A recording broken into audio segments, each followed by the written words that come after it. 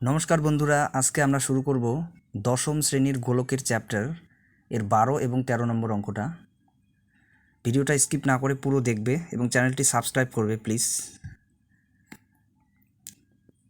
আচ্ছা, তো 12 নম্বর অঙ্কটা বলেছে একটি ধাতব গোলকের উপরিতল এমনভাবে কেটে নেওয়া হলো যে গোলকের বক্রতলের ক্ষেত্রফল গোলক দুটি আগের গোলকের ঠিক অর্ধেক হয়। একটি ধাতব গোলকের উপরিতল এমনভাবে কেটে নেওয়া হলো যে নতুন গোলকের বক্রতলের ক্ষেত্রফল আগের গোলকের ঠিক অর্ধেক হয়। কেটে নেওয়া অংশের আয়তনের সঙ্গে অবশিষ্ট গোলকের আয়তনের অনুপাত নির্ণয় করি। আচ্ছা, তো এটা এমন একটা অঙ্ক যেখানে কোনো সংখ্যাই নেই। খুব সুন্দর অঙ্ক। আচ্ছা দেখো, তো আমরা কেটে নেওয়া অংশের সঙ্গে সম্পূর্ণ গোলকের আয়তনের অনুপাত বের করব। তো আমি প্রথমে লিখছি, ধরি সম্পূর্ণ গোলকের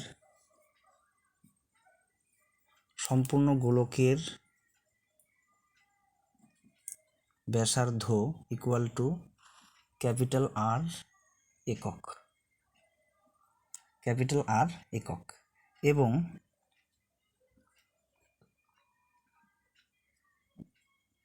অবশিষ্ট গোলক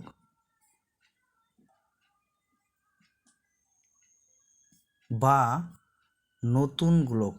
দেখো, অবশিষ্ট গোলক বা নতুন গোলক একই ব্যাপার, কারণ গোলকটাকে কেটে নেওয়ার পর বাকি যে অংশটা গোলকটা পড়ে থাকে, গোলকের যে বাকি অংশটা পড়ে থাকে সেটা হচ্ছে অবশিষ্ট গোলক, বা সেটাকে আমরা নতুন গোলকও বলতে পারি।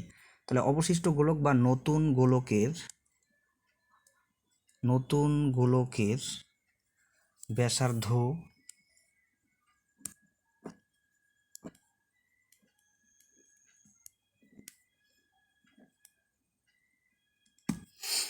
তাহলে অবশিষ্ট গোলক বা নতুন গোলকের ব্যাসার্ধ স্মল আর একক। আচ্ছা, তাহলে এবার আমাকে বের করতে হবে, এবার বলেছে যে নতুন গোলকের বক্রতলের ক্ষেত্রফল আগের গোলকের ঠিক অর্ধেক হয়। তাহলে শর্তানুযায়ী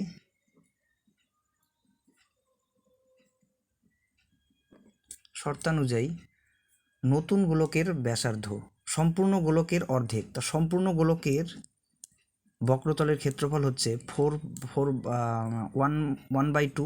ওয়ান বাই টু হচ্ছে, যেহেতু অর্ধেক হয় বলেছে তাই 1/2 নিলাম, ইন্টু 4πr² ইকুয়াল টু নতুন গোলকের হচ্ছে 4π স্মল r²। আচ্ছা, এখানে 1/2 4πr², যেহেতু এটা সম্পূর্ণ গোলকের বক্রতলের ক্ষেত্রফল আর এটা হচ্ছে নতুন গোলক বা অবশিষ্ট গোলকের বক্রতলের ক্ষেত্রফল, তাহলে নতুন গোলকের বক্রতলের ক্ষেত্রফল অবশিষ্ট গোলকের ঠিক অর্ধেক হয়। তাহলে এখানে 2 দুগুণী 4 কাটলাম, তাহলে 2π capital r² equal to 4πr²। এখন আচ্ছা, এখানে 2π আর এখানে 4π, দেখো উভয় পক্ষে আমি 2π করে ক্যান্সেল করে দিচ্ছি, তাহলে আসবে হচ্ছে r² equal to 2 small r², তাহলে ক্যাপিটাল আর তার whole square equal to √2r তার হোল স্কোয়ার নিয়ে নিলাম। এখানে দেখো √2 এর স্কোয়ার হচ্ছে 2, কারণ √2কে যদি দুবার গুণ করি তাহলে √2 ইন্টু √2 অর্থাৎ 2 আসবে, তাই √2 তার হোল স্কোয়ার নিলাম আর আর এর স্কোয়ার। তো এটাকে এইভাবে সাজালাম। তাহলে উভয় পক্ষে এখন যদি আমরা বর্গমূল করে দিই তাহলে স্কোয়ারটা ক্যান্সেল হয়ে যাবে, থাকবে capital R equal two √2r। আচ্ছা, এটা হচ্ছে একটা ইকুয়েশন, এটা পরে কাজে লাগবে আমাদের। এখন বলেছে যে কেটে নেওয়া অংশের আয়তনের সঙ্গে অবশিষ্ট গোলকের আয়তনের অনুপাত বের করতে। তাহলে আমরা আগে বের করব সম্পূর্ণ গোলকের আয়তন। সম্পূর্ণ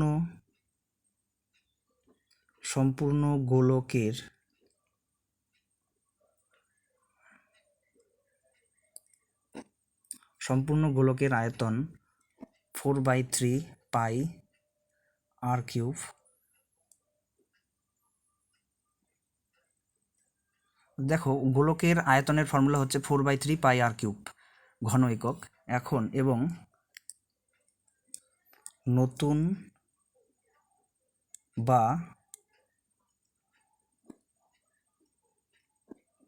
অবশিষ্ট গোলকের আয়তন হবে 4/3 পাই, এখানে হবে স্মল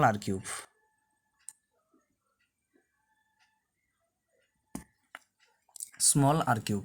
আচ্ছা, এখন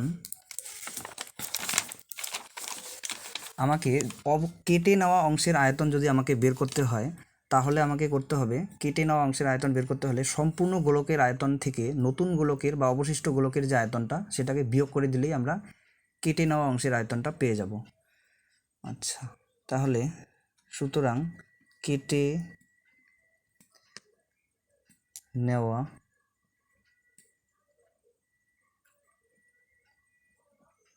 অংশের আয়তন হবে হচ্ছে 4/3 pi capital R cube minus 4/3 pi small R cube ঘন একক। আচ্ছা, এখন দেখো আমি 4/3 পাই কমন নিলাম, তাহলে আসবে হচ্ছে R cube minus small R cube, capital R cube minus small R cube. আচ্ছা, তাহলে 4/3 পাই, এখানে ক্যাপিটাল আর কিউবের পরিবর্তে আমি ভ্যালুটা বসিয়ে দিতে পারি। এখানে যেহেতু আমি আগেই বের করে রেখেছি আর capital R equal to √2 small R, তাহলে ক্যাপিটাল আর এর পরিবর্তে আমি বসিয়ে দেব √2 স্মল আর তার কিউব মাইনাস স্মল আর 4/3 পাই। আচ্ছা, এখানে দেখো ক্যাপিটাল আর √2 তার কিউব, √2 কিউব হচ্ছে √2কে আমরা 3 বার গুণ করব। √2 কিউব অর্থাৎ √2কে 3 বার গুণ, তাহলে √2কে 3 বার গুণের অর্থ হলো √2 × √2 হয়ে যাবে 2, আর একটা √2 পড়ে থাকবে, অর্থাৎ এটা হয়ে যাবে 2√2। √2 এর কিউব হবে 2√2, এটা এইভাবেই আসে। তাহলে 2√2 আর কিউব মাইনাস আর কিউব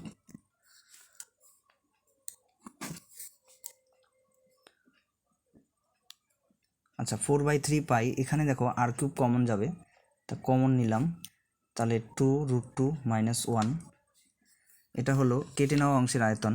তাহলে সুতরাং কেটে নেওয়া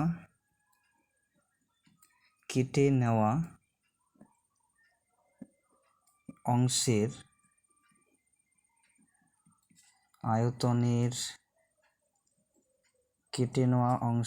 আয়তনের সঙ্গে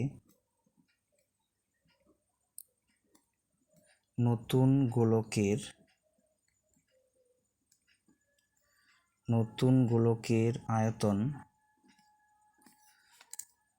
গোলকের আয়তন হবে 4/3 pi small R cube is to, আর কেটে নেওয়ার গোলকের আয়তন হচ্ছে এটা, তাহলে 4/3 পাই স্মল আর কিউব ব্র্যাকেটে 2√2 মাইনাস 1। আচ্ছা, দেখো অনুপাতের দুদিকেই অর্থাৎ পূর্বপদ আর উত্তরপদ উভয় পদেই 4/3 পাই 4/3 পাই আসে। তা এভাবে হলে আমরা এটাকে ক্যান্সেল করে দিব, তাহলে থাকবে শুধু এখানে শুধু থাকবে হচ্ছে 1 ইস টু 2√2 মাইনাস 1। যদি এরকম থাকে 4/3 পাই 4/3 পাই, তাহলে আমাকে অনুপাতটাকে যদি গুণচিহ্ন নিয়ে আসি তাহলে আমাকে নিচে চলে আসবে, এটাকে ক্যালকুলেশন করলে তাই হতো, পরে কাটা যেত। তা আমি ডাইরেক্ট লিখে দিলাম এটা। এখন সেকেন্ড অঙ্কটা কি বলেছে,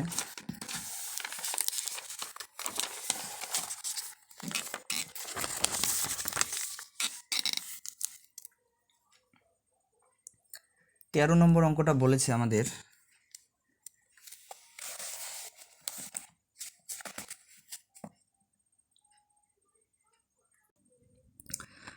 যে 14 সেমি দৈর্ঘ্যের ব্যাসার্ধ বিশিষ্ট একটি ভূগোলকের অক্ষটির বক্রতলে 0.7 সেমি দৈর্ঘ্যের ব্যাসার্ধ বিশিষ্ট দুটি বৃত্তাকার ছিদ্র করা হয়েছে। আচ্ছা, গোলকটির গোলাকার অংশের ধাতব পাতের ক্ষেত্রফল হিসাব করে লিখি।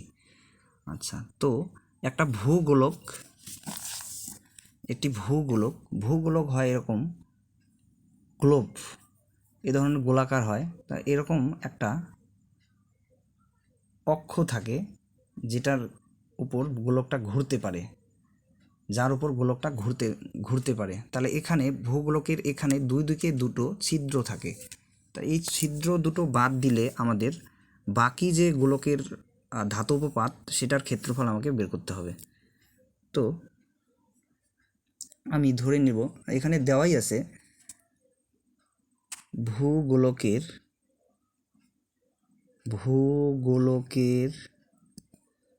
ব্যাসার্ধ 14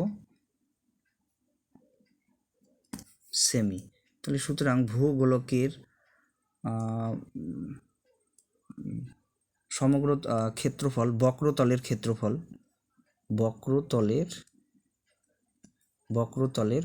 দেখো গোলকের ক্ষেত্রে বক্রতল আর সমগ্রতল ব্যাপারটা একই জিনিস। ভূগোলকের বক্রতলের ক্ষেত্রফল ইকুয়াল টু, সম্পূর্ণ গোলকের ক্ষেত্রে বক্রতল আর সমগ্রতলের ক্ষেত্রফল ব্যাপারটা একই জিনিস। তাহলে বক্রতলের ক্ষেত্রফল হবে 4 পাই, এখানে আর হচ্ছে 14, তাই 4 পাই আর স্কোয়ার 14 সেমি বর্গ সেমি। আচ্ছা, তাহলে 4 ইন্টু পাই 14 ইন্টু 14 বর্গ সেমি, এটাই রেখে দিলাম। এখন বলেছে যে ভূগোলকটির অক্ষটির বক্রতলে 0.7 সেমি দৈর্ঘ্যের ব্যাসার্ধ বিশিষ্ট দুটি বৃত্তাকার ছিদ্র আছে। তো আমি আগেই বললাম যে নিচে একটা ছিদ্র আছে, উপরের দিকে একটা ছিদ্র আছে। তো এই দুটো ছিদ্রের ব্যাসার্ধ দেওয়া, প্রতিটার ব্যাসার্ধ দেওয়া আছে 0.7 সেমি। তো এখন সুতরাং ছিদ্র দুটির মোট ক্ষেত্রফল ছিদ্র দুটির মোট ক্ষেত্রফল ইকুয়াল টু 2, যেহেতু দুটি ছিদ্র তাই 2, আর প্রতিটা ছিদ্রের ক্ষেত্রফল হচ্ছে পাই আর স্কোয়ার, এখানে আর হচ্ছে 0.7, তাই ক্ষেত্রফল এত বর্গ সেমি। আচ্ছা, এখানে 2 পাই ইন্টু, দেখো পয়েন্ট যদি আমরা উঠিয়ে দিই তাহলে শুধু 7 গুণ 7, যেহেতু স্কোয়ার আছে তাই 7 গুণ 7 নিচে আসবে 10 গুণ 10। আচ্ছা, এখানে 22 বাই 7, পায়ের ভ্যালু হচ্ছে 22 বাই 7 ইন্টু 7 গুণ 7 বাই 100, এখানে 7 7 কাটা যাবে, তাহলে আসবে 44 ইন্টু 7 বাই 100। আচ্ছা, এখন আমাকে বের করতে হবে অবশিষ্ট অংশের ক্ষেত্রফল। সুতরাং ভূগোলকটির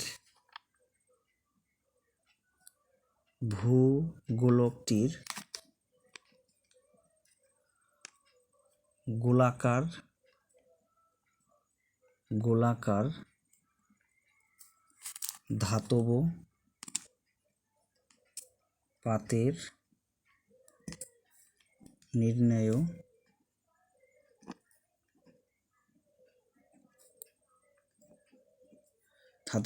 নির্ণেয় ক্ষেত্রফল।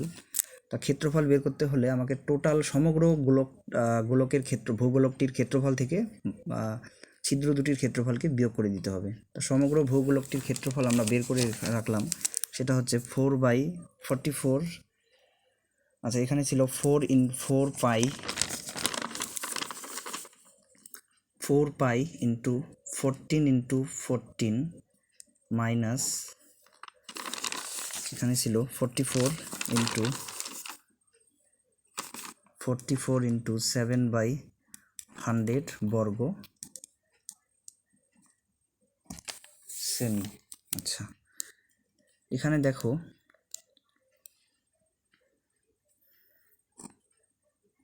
4, এখানে পায়ের ভ্যালুটা যদি বসিয়ে দেই তাহলে 22 বাই 7 ইন্টু 14 ইন্টু 14 মাইনাস এখানে 44 ইন্টু 7 নিচে হচ্ছে 100, এখানে 7 দুগুনি 14 কাটা যাবে। আচ্ছা তাহলে 88 ইন্টু 28 মাইনাস 44 ইন্টু 7 বাই 100। আচ্ছা দেখো এখানে কমন যাচ্ছে আমাদের 44 আর 7 উভয়ই কমন যাবে, তাহলে 44 ইন্টু 7 যদি কমন নিই তাহলে এখানে 44 44 দুগুণ হয় 88, তাহলে আর এখানে যেহেতু 7 কমন নেওয়া হয়েছে তাই 14 28 থেকে তাহলে 4 আসবে, মাইনাস উপরে 1 আর নিচে 100।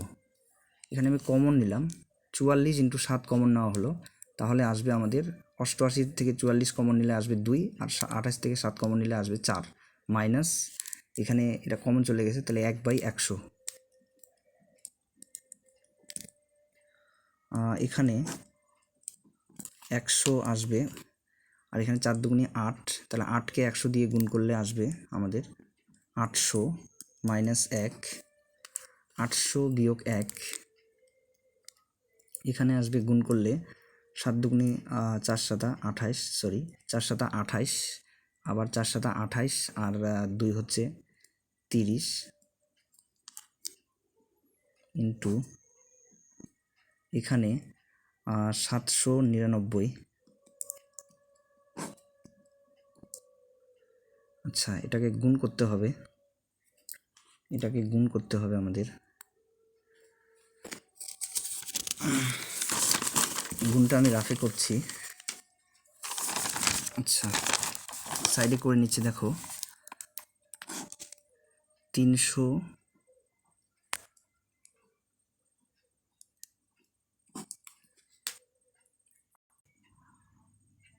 দেখো এই গুণটা আমাদের হয়ে গেল, এটা 2, এটাকে গুণ করলে আসবে 246092, তো এটা আমি লিখবো উপরে 246092।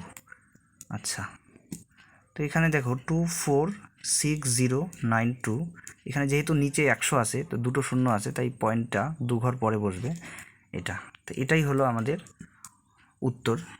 তো চ্যানেলটিকে সাবস্ক্রাইব করবে বন্ধুরা।